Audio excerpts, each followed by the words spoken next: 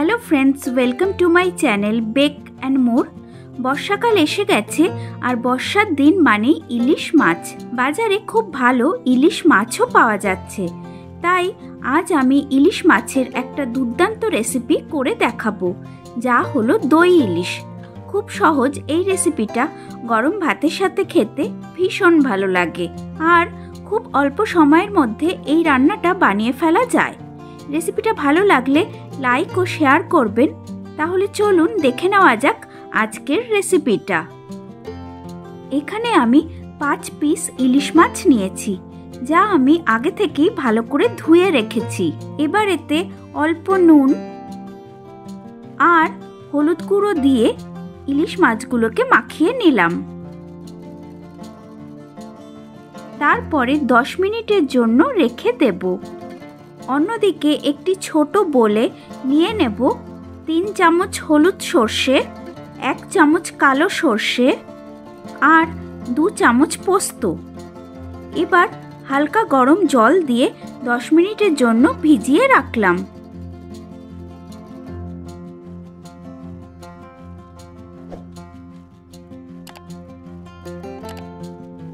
এবার এই ছেঁকে নেওয়া সর্ষে পোস্ত একটি মিক্সিং জারে দিয়ে দিলাম আর খুব সামান্য নুন, 5টা কাঁচা লঙ্কা আর সামান্য জল দিয়ে এগুলো স্মুথ পেস্ট বানিয়ে নেব।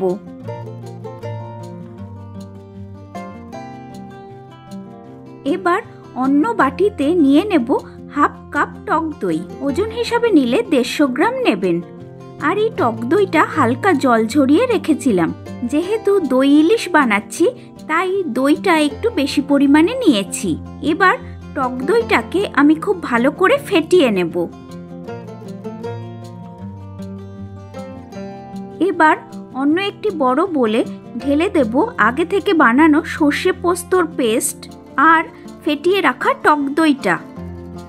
আর দিয়ে দিচ্ছি 1/4 চামচ হলুদের গুঁড়ো, খুব সামান্য কাশ্মীরি লাল লঙ্কার গুঁড়ো, এটা অপশনাল, আপনারা না চাইলে নাও দিতে পারেন, স্বাদমতো নুন আর 1 চামচ চিনি দিলাম। যেহেতু টক দইটা অনেকটা পরিমাণে আছে, তাই চিনি দিলে টেস্টটা ব্যালেন্স হবে। এবার 1 বড় চামচ কাঁচা সর্ষের তেল দিয়ে পুরোটা ভালো করে মিশিয়ে নিচ্ছি। পুরোটা ভালো করে মেশানো হয়ে গেলে এতে আগে থেকে ম্যারিনেট করা ইলিশ মাছের টুকরোগুলো দিয়ে দিলাম। এবার মশলার সাথে ইলিশের টুকরোগুলোকে ভালো করে মাখিয়ে নেব।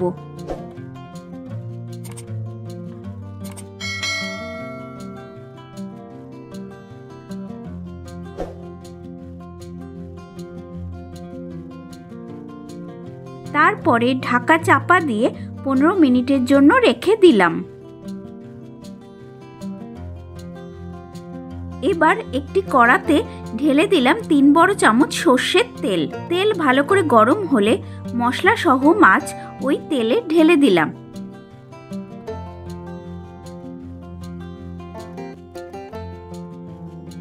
বাটিটার গায়ে যে মশলাটা লেগেছিল সেটা অল্প জল দিয়ে ধুয়ে সেই বাটি ধোয়া জলটা আমি এই কড়াইয়ের মধ্যে ঢেলে দিলাম।